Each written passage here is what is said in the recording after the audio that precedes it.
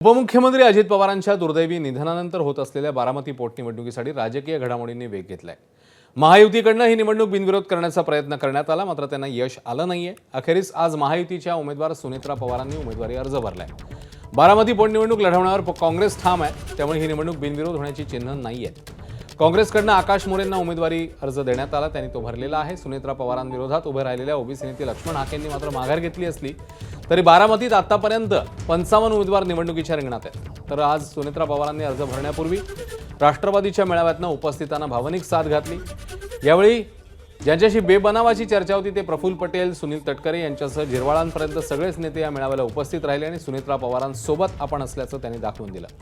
त्यामुळे बारामतीची पोटनिवडणूक एकतर्फी होणार की काँग्रेस त्यात रंगत आणणार हे 4 मे रोजी स्पष्ट होणार।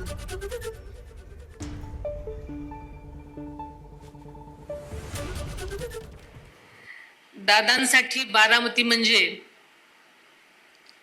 आईसारखी होती। बारामतीचा केवळ प्रत्येक कार्यकर्ता नाही, तर बारामतीचा प्रत्येक नागरिक हा दादासाठी खरा पांडुरंग होता। बारामतीकरांची सेवा म्हणजेच पांडुरंगाची सेवा, हाच दादांचा विश्वास आणि आधार होता। बारामती म्हणजे दादांचा श्वास होता, म्हणूनच त्यांचा अखेरचा श्वास देखील बारामतीच्या मातीतच विसावला।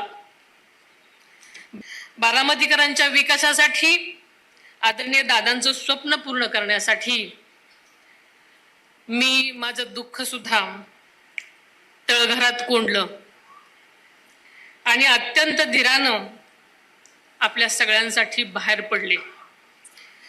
मात्र मला हा धीर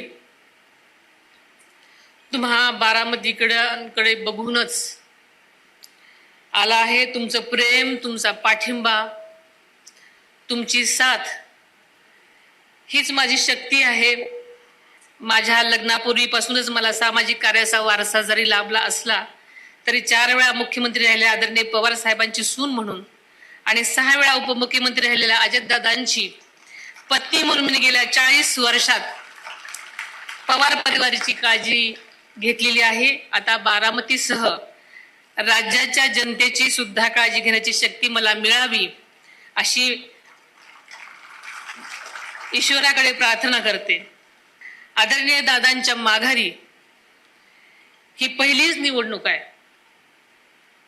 त्यामुळे ही केवळ निवडणूक नाही तर आदरणीय दादांना श्रद्धांजली अर्पण करण्याची प्रत्येक बारामतीकराला खरं संधी आहे। ही निवडणूक खरी तर माझी नसून ही निवडणूक बारामतीकरांची आहे आणि बारामतीकरांचं दादांवर किती प्रेम आहे हे मी जास्त सांगायला नको।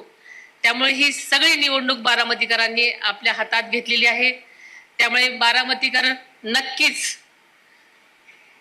त्या निवडणुकीमध्ये काय करायचे त्यांनी ठरवलेलं आहे। एबीपी माझा, उघडा डोळे बघा नीट।